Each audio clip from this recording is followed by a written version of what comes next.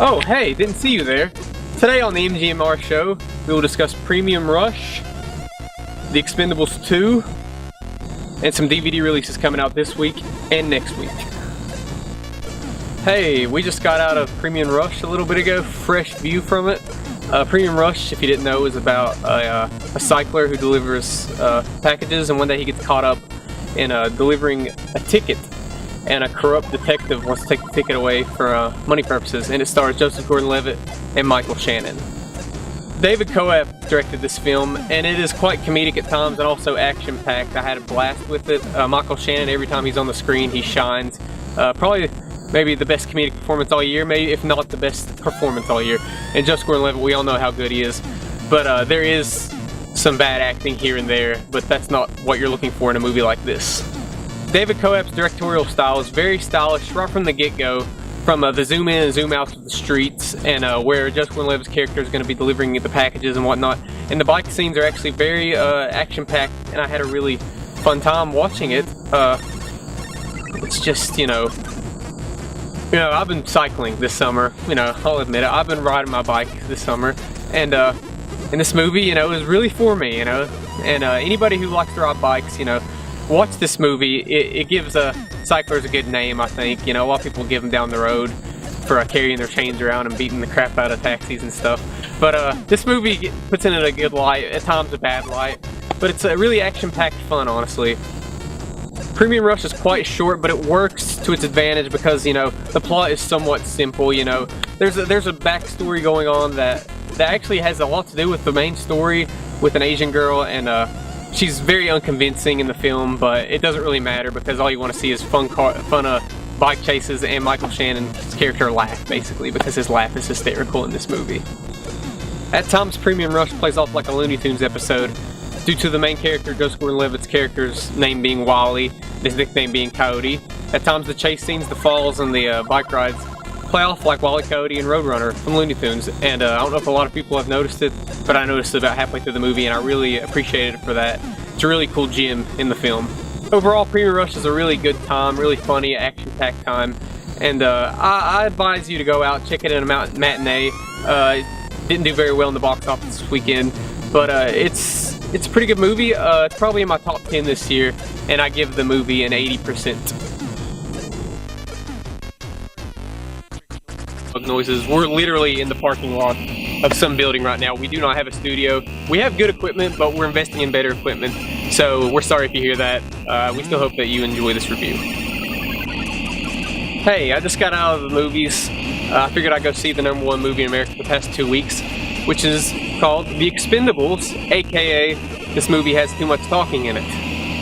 If you don't know what The Expendables is, it's a star-studded action film starring Sylvester Stallone, Jason Statham, Arnold Schwarzenegger, Terry Crews, and this one actually features Chuck Norris in it. So the opening sequence starts with a lot of action, some violence, a lot of blood, and then after that you get a lot of talking, a lot of backstory, a lot of character development, a lot of stuff that, I just don't care about in a movie like this. I can have good fun dumb. I've had good fun dumb before. I like good fun dumb. I watched Piranha 3D last year. That's good fun dumb.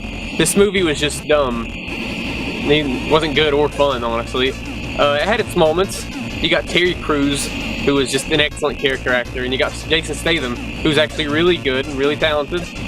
And you actually have a guy like Bruce Willis in this movie, who's an excellent actor. He just doesn't show it in this movie because of a bad, horrible, god-awful script. Not to mention Dolph Lundgren, Sylvester Stallone, and even everyone's precious Chuck Norris are just completely horrible. I, for one, have never been a big fan of the Chuck Norris jokes, and to see Chuck Norris say one of those own jokes in the middle of the movie just made me want to kind of shoot myself in the head, honestly. Like I said, the movie has a lot of talking and a lot of low points. Some action, but even when there is action, the action isn't that good or choreographed. I know I'm just picking at it, but, in a movie like this, I want to see a lot of action and a lot of graphic violence. You can call me sick, but, call me sick, because I want to see that in a movie like this. But I guess whenever you're trying to make a mainstream movie that is the #1 movie in America, you can't show a lot of the graphic violence, and it's just a real pity, honestly. But Terry Crews is really good. He has some good lines. But everybody else seems to have really, really bad one-liners, especially Arnold Schwarzenegger in one specific scene. It's just really bad. It just makes you want to cover up your head. Not even, you feel like you don't even want to watch the movie anymore. It's just worse, probably maybe worse than the one-liners that he had in Batman and Robin, but I won't go that far. But they're almost as bad. Jean-Claude Van Damme is the villain, not necessarily a memorable villain. I wouldn't say he's a bad actor in this movie, and he's still got some moves, but he's just not that good, you know. Not a memorable villain. He's not in the movie that much. From whenever he's introduced towards the beginning of the movie, he's not shown again for like another 40-minute span. Then he's introduced at the end, and he has a big fight scene with Sylvester Stallone, and it's just whatever to me, you know. I know it sounds like I'm giving this movie like the worst score ever. I might be, but I just expecting so much more out of this, you know. I wanted to have a good, campy, fun time, you know. And maybe if you're watching this movie with your friends at your house, maybe you will have a good, campy, fun time. But I just didn't think the movie was that good. I've never seen Expendables 1, so I don't think I need to see it, honestly.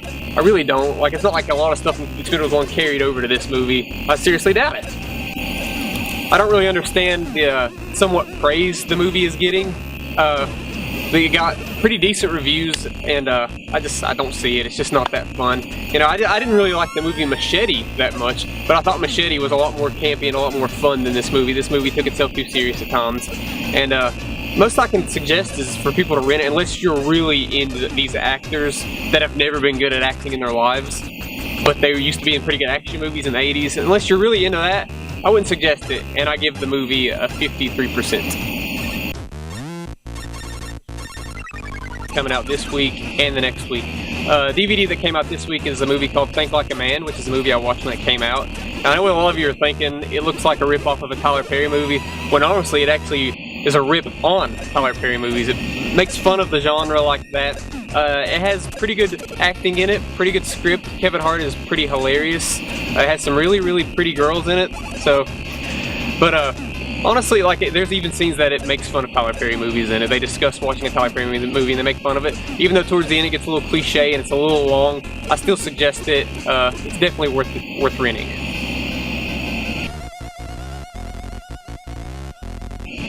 First movie I'm going to discuss is called The Five-Year Engagement, which is starring Jason Segel and the most beautiful woman in the world, Emily Blunt. It's a movie about a couple that get engaged, and one has to go to school, and they keep putting off the marriage, and you know, it's simple as that. It's what the movie's about. It has really good character actors in it. Kevin Hart's also in this movie, but he has a very short role.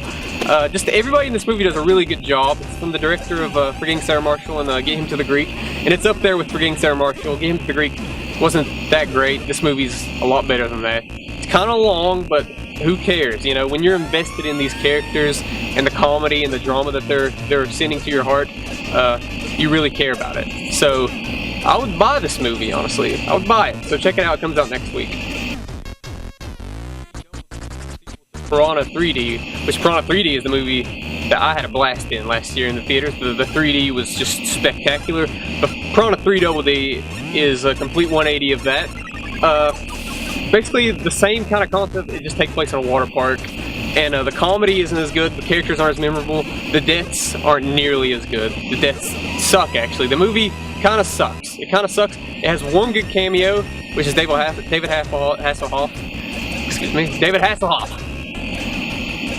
But even his character becomes an actual character in the movie, and he kind of gets worn out, wears out his welcome.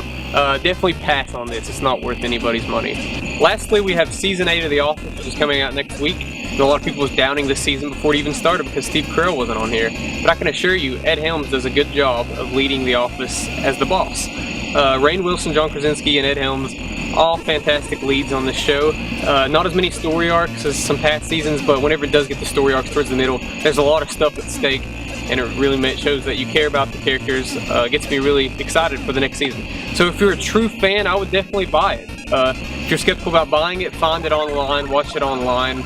But it's definitely worth a watch. It's definitely a really emotional, very funny season. So yeah, either buy it or check it out and then buy it. So thanks for watching.